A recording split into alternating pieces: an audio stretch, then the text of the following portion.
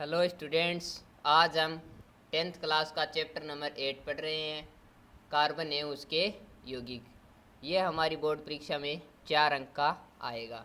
1815 में एक वैज्ञानिक आता है बर्जीलियस, जिसने बताया कि कार्बनिक यौगिकों का निर्माण केवल जीवधारी स्रोतों से ही संभव है, इसे हम प्रयोगशाला में नहीं बना सकते, अर्थात इसको हम कृत्रिम विधि से नहीं बना सकते। इस सिद्धांत को हम जैव शक्ति सिद्धांत कहते हैं। जैव शक्ति सिद्धांत कहा जाता है इस सिद्धांत को, जो किसने दिया था? बर्जीलियस ने 1815 में। इसके बाद क्या हुआ? जो जीवों से स्रोतों से उत्पन्न होते हैं उन्हें क्या कहने लगे? जीवधारी स्रोत या कार्बनिक यौगिक। कार्बनिक यौगिक के अध्ययन को ही कार्बनिक रसायन कहा जाता है। इसके बाद एक वैज्ञानिक आता है 1828 में, वोलर। कौन आता है 1828 में? वोलर। इसने क्या किया कि जो बर्जीलियस था उसने बताया था कि कार्बनिक यौगिकों का निर्माण केवल जीवधारी स्रोतों से संभव है, प्रयोगशाला में नहीं बनाया जा सकता। तो वोलर ने 1828 में प्रयोगशाला में पहला कार्बनिक पदार्थ बना लिया, यूरिया। क्या बनाया? पहला कार्बनिक पदार्थ यूरिया बना दिया। ठीक है, तो प्रयोगशाला में बनाया जाने वाला पहला कार्बनिक कौन सा हुआ? यूरिया। अब देखो, इससे यूरिया बनाने से इस जैव शक्ति सिद्धांत का क्या हो गया? खंडन। तो जैव शक्ति सिद्धांत का खंडन किसने किया था? वोलर ने किया था। जैव शक्ति सिद्धांत का खंडन वोलर ने किया था। किस प्रकार की? प्रयोगशाला में यूरिया बनाकर किया था। अब इसने यूरिया कैसे बनाई? इसने अकार्बनिक पदार्थ लिए। एक तो लिया अमोनियम सल्फेट। क्या अमोनियम सल्फेट का सूत्र होता है? NH4 का whole twice SO4 plus potassium cyanate KCNO। इसको गर्म किया तो इसको प्राप्त हुआ 2NH4CNO प्लस K2SO4। इसे अमोनियम साइनेट कहते हैं।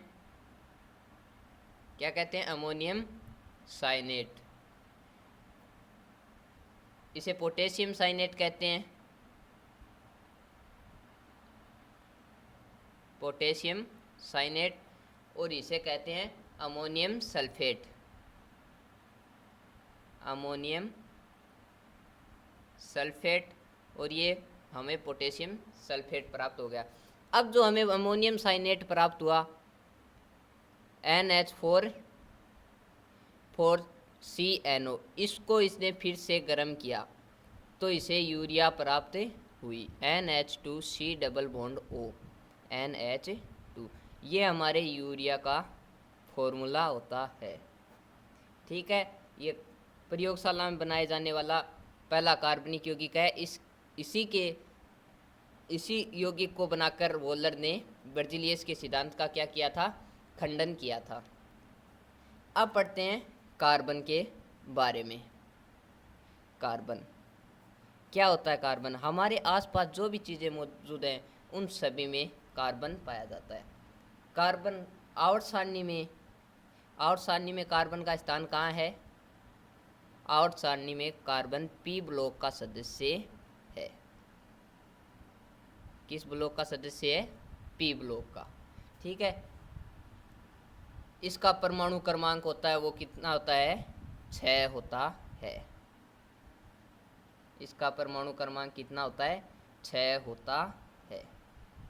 P ब्लॉक का सदस्य है, इसका परमाणु क्रमांक 6 होता है। अब कार्बन को हम इसका जो प्रतीक चिन्ह लेते हैं या इसे निरूपित करते हैं वो होता है C। क्या होता है कार्बन का प्रतीक चिन्ह? C।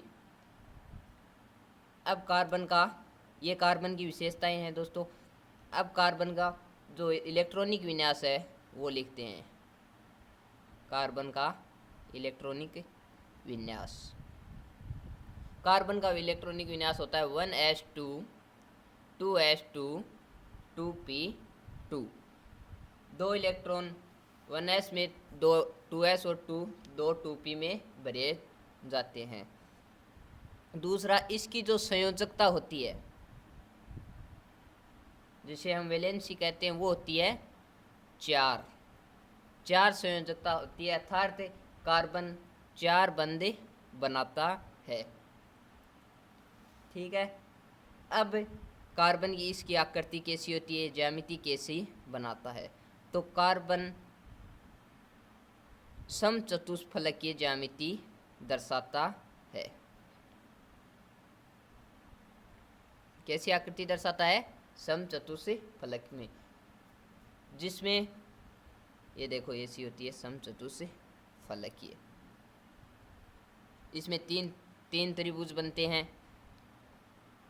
तीनों अलग बनते हैं, और इनके मध्य का जो बंध कोण होता है, बंध कोण वो कितना होता है, 109 डिग्री 28 मिनट।